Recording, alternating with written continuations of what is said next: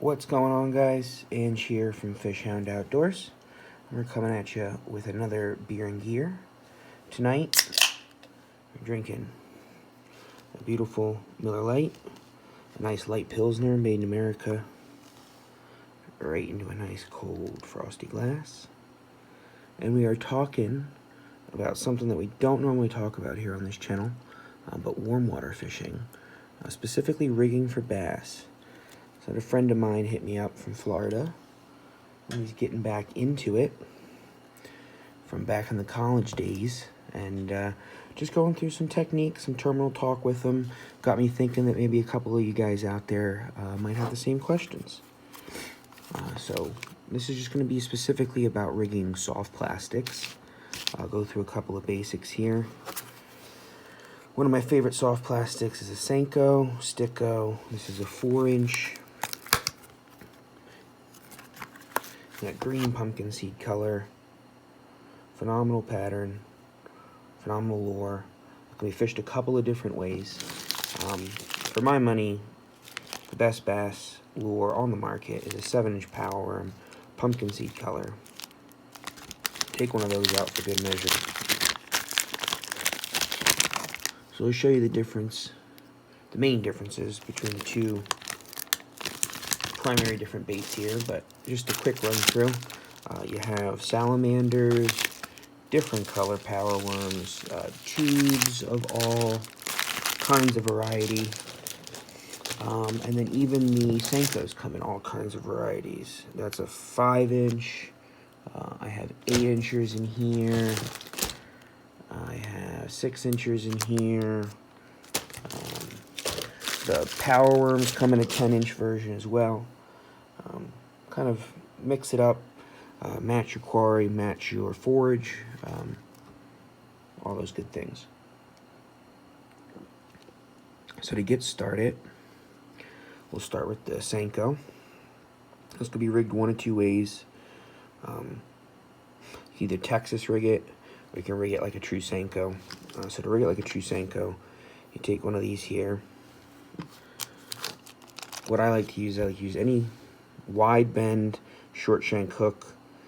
This is a Laser Sharp by Eagle Claw, size 2, wide bend. It says right on it for soft plastics. I think it's fairly effective. Serial number on that is LO42G-2. So you can attach this one of two ways. They sell fancy bands. You can roll a band onto the worm and leave it about halfway. Wives' or girlfriends' hair bands work great. The real little elastics.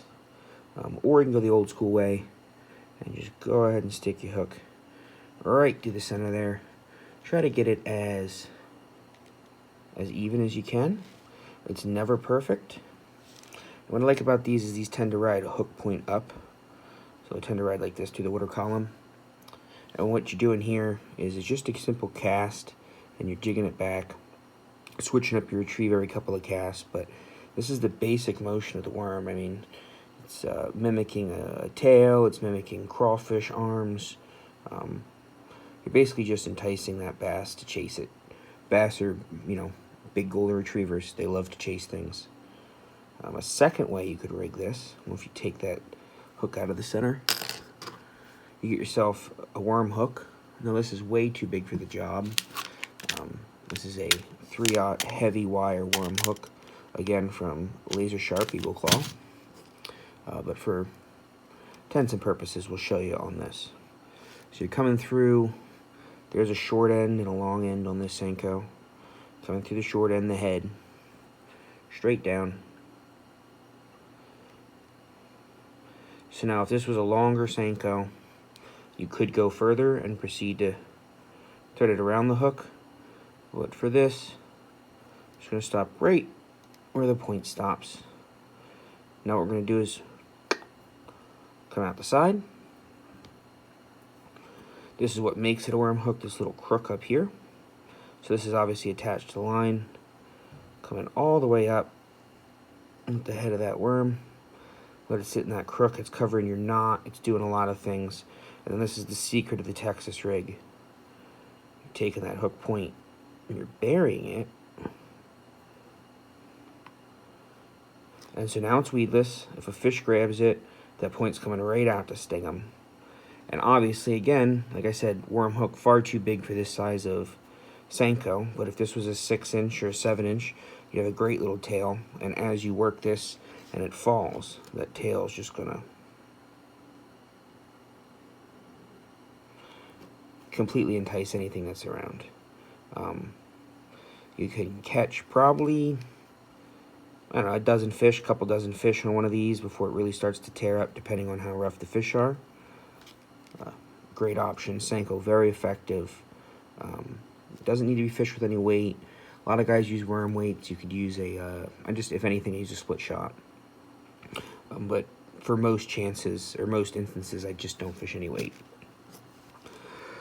So to show you a Texas rig on a proper worm, this is a 7-inch power worm. Again, 3/0 worm hook. Coming through the top. I usually, with these 7-inchers, like to go to right about there. I guess to right about the eye of the hook meets that last body section. Come out the side, just like you did. All the way around. So now it's sitting. You want to try to do it so that the tail's straight up and down like this, but you don't have to be perfect with it. And then again, just take that hook point and bury it in the body. You don't want to have too much tension on the body, because when that fish grabs it, you want that hook point to come out. A lot of times when you're fighting a fish, you're gonna pull in your hook. It's gonna look like this, and that's exactly what you want. Because now you expose that hook point. Fish can come in there and get stuck.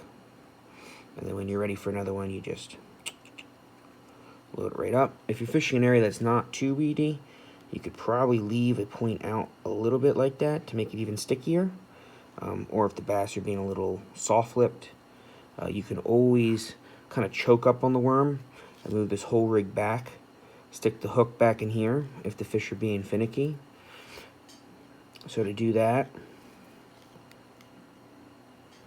you'd come in from the top again, but you're going to go further down, probably about like there.